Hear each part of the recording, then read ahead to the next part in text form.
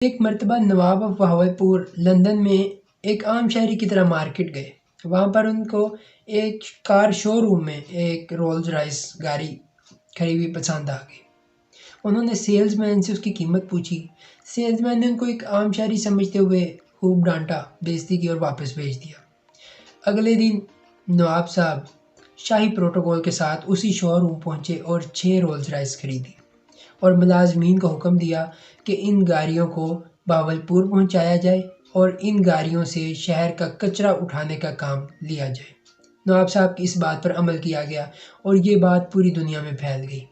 لوگ Rolls Royce کا نام سنتے تو کہتے کہ یہ تو وہی گاڑیاں ہیں جن سے بہاولپور میں کچرا اٹھانے کا کام لیا جاتا ہے۔ اس طرح رولز رائس کمپنی کی مارکیٹ ڈاؤن ہونے لگی۔